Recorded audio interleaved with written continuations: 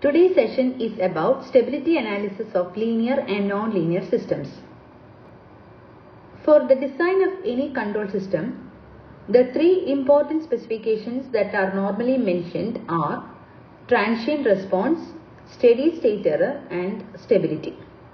Out of this, stability is very important as far as the design of control systems are concerned. It makes no sense to design an unstable system with a defined transient specification and steady state error. So you can think how important is stability as far as the design of control systems are concerned. Let us look into the stability of linear systems and non-linear systems and have a comparison.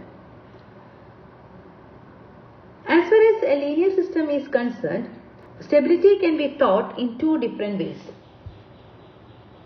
From the point of view of forced behavior and also from the point of view of free behavior. Forced behavior means the behavior shown by the system when an input is given. So in the case when an input is given, a linear system is said to be stable if it gives a bounded output for a bounded input. And this is called bistable. So this is related to forced behavior. Now when you think about free behavior means the behavior shown by the system when there is no input.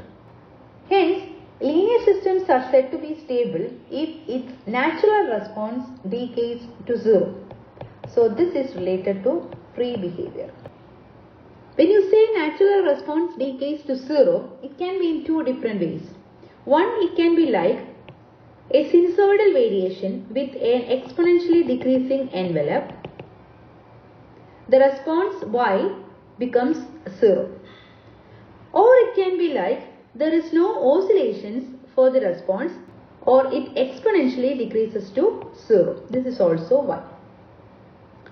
We know that these two conditions can be differentiated just by knowing the position of the poles. So the first happens when you have complex poles and the second response happens when you have poles on the real axis. In both the cases you can see that the poles should be on the left half of the S-plane. So if you look at the state trajectories, in one case it curls and moves towards the equilibrium point xc from the initial state x0. In the second case, you can see that from the initial state, it reaches xc without any spiral. It just moves and reaches xc. So, if a linear system exhibits such a natural response with state trajectories moving towards equilibrium point as t tends to infinity, we can say that the system is stable. So the free behavior can be easily identified from the position of the poles. As far as linear systems are concerned, if it exhibits any one of these properties, we can say that the system is stable. This is because stability is a global phenomena as far as linear systems are concerned. It is a system behavior. Now coming to nonlinear systems. As far as nonlinear systems are concerned, stability depends on the nature and magnitude of the input. Also we can see that different from linear systems, nonlinear systems have multiple equilibrium points. Hence, the behavior of the nonlinear system around one equilibrium point will be different from the behavior of the nonlinear system around another equilibrium point. Inference of stability from the forced behavior and free behavior will be different. That is, the system may be stable with free behavior, but it may not be stable with forced behavior. So as far as nonlinear systems are concerned, stability is not a global phenomena. In short, we can say that for linear systems, stability can be defined as natural response decaying to 0 or bistable. If any one is true, the other also will be true. But for nonlinear systems, we cannot conclude stability by looking at its free behavior alone. These are some important points as far as stability of systems are concerned. For linear system, a system is stable with 0 input means the linear system is stable always. That means it implies the system is stable with bounded input 2. That is, it is bivariate. We can even say like this, if the system is stable with 0 input, we can ensure bivariate stability. But for nonlinear systems, a system is stable with 0 input doesn't mean that the system is stable with bounded input. These are very important points as far as system stability is concerned. Now let us consider some examples. Let us take the state model of a linear autonomous system. X dot is equal to 0, 1, minus 2, minus 3 into x. This gives you x1 dot is equal to x2 and x2 dot is equal to minus 2x1 minus 3x2. At equilibrium point, we can see that the condition is x1 dot equal to 0 and x2 dot equal to 0. These two should satisfy simultaneously. This results in x2 equal to 0.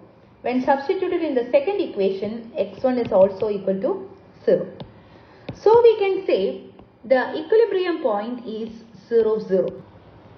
For any linear autonomous system, we can see that this will be the equilibrium point.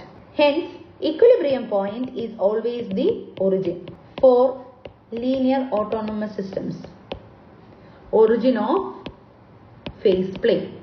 If it is a higher order system, then origin of the state space would be the equilibrium point for linear autonomous systems.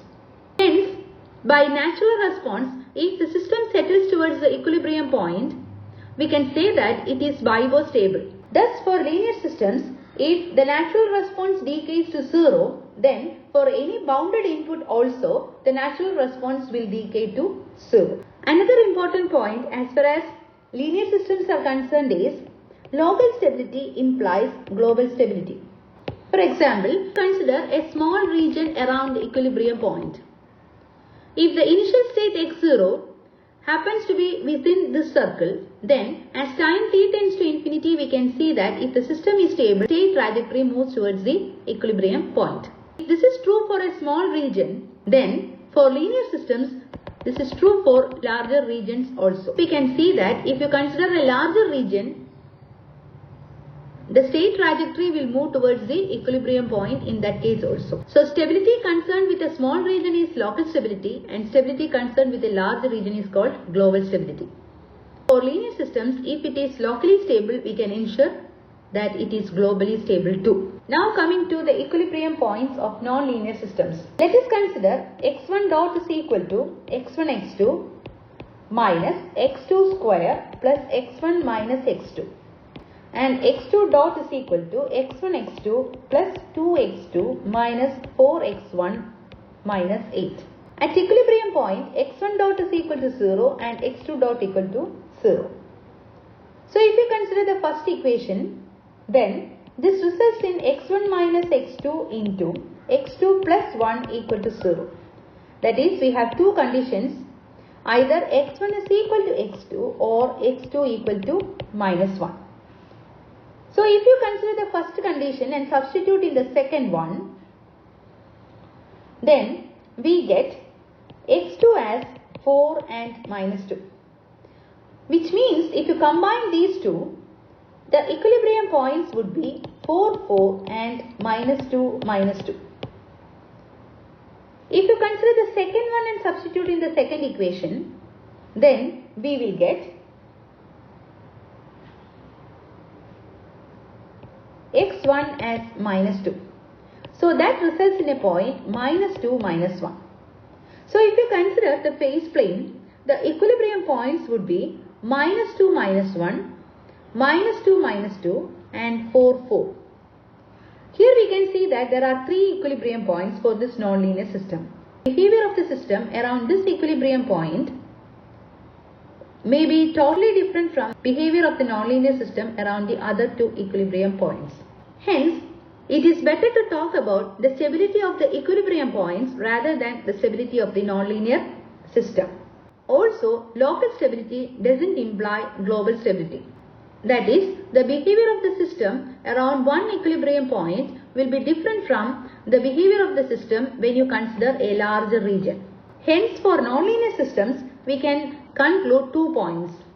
Local stability does not imply global stability. It is better to talk about stability of the equilibrium point rather than system stability. Thank you.